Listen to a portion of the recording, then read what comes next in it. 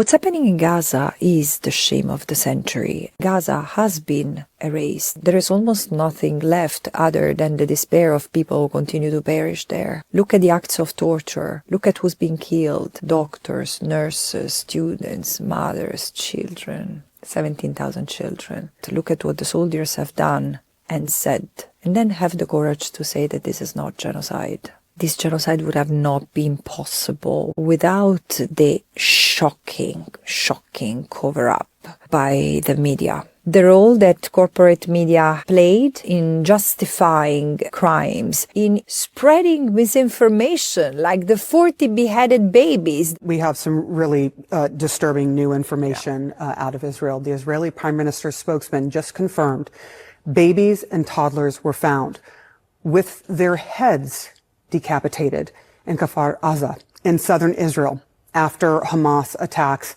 in the kibbutz over the weekend. The basic ethical principles governing their profession. I choked up earlier reading this new revelation about 40 babies being killed. Oh my God. And some of them being beheaded. And I was like, how can any human being do that to a baby? The role of international media, of Western media in acting in defense of the acts of a genocidal state. This is unprecedented, but it's also revealing of the global situation we are facing, the fact that this is not just the genocide of the Palestinians committed by Israel. A number of Western countries are complicit, and so this is an opportunity to interrogate the system we live in, the checks and balances we have as a global community, how people in the West trying to stop the genocide have been repressed. There is momentum and goodwill to make a change, and people feel at loss because they look at their politicians who are in bad faith, especially those who claim to be human rights lawyers. A siege is appropriate? Cutting off power, cutting off water? Well, I think that Israel does have that right. They know that you cannot advocate for starvation. They know that you cannot doubt that a genocide is ongoing where the International Court of Justice has recognized the plausibility of genocide. You should act upon the recognition of that plausibility. I'm well aware of the definition of genocide, and that is why I've never described this and referred to it as genocide. This genocide is also the consequence of the enduring impunity that Israel has been granted since its foundation. Israel has been allowed to violate hundreds of UN resolutions. And this is the result. A state that behaves as if it was above the law, and the state that becomes repressive against those who are trying to hold it accountable. Let me be clear. I have nothing against the State of Israel.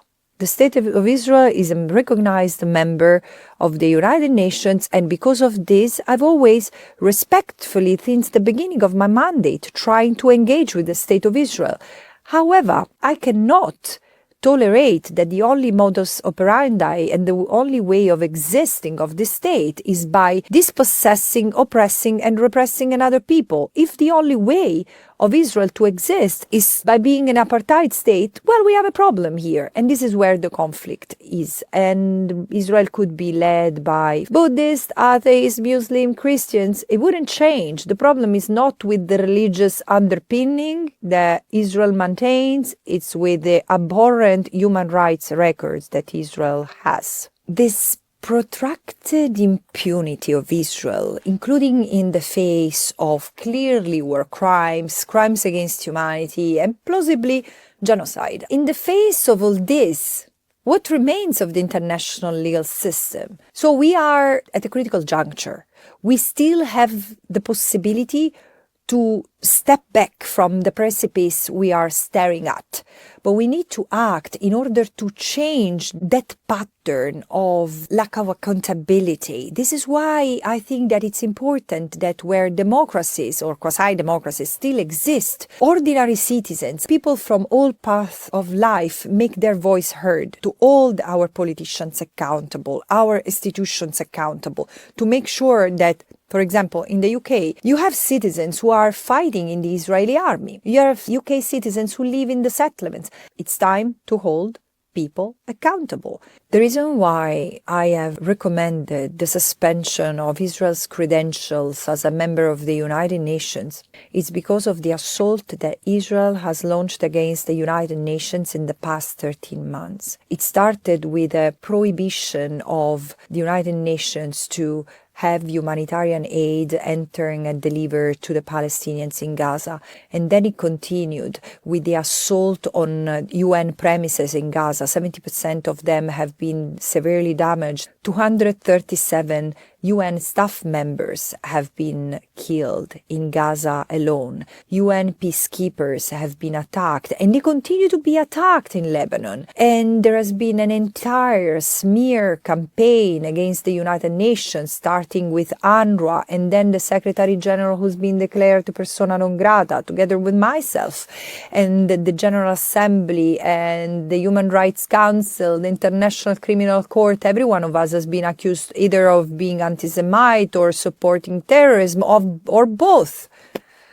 And recently, Israel even passed a law that prevents UNRWA from operating in Israel, which means inability to enter the occupied Palestinian territory. What is this? I mean, this is such an incredibly negative precedent that is going to give carte blanche to destroy the UN wherever they are. But I do think that no one has the hubris that has grown into Israel's veins because of 75 years of impunity that the United Nations have granted to this state. What is striking is the lack of empathy. If you cannot empathize with the Palestinians who have been killed in dozens of thousands and been maimed, their homes have been destroyed, there is nothing to return to, and they've lived for 1 year under constant bombing, moving from one place to another, really on survival mode. How cannot we empathize with them, with their tragedy?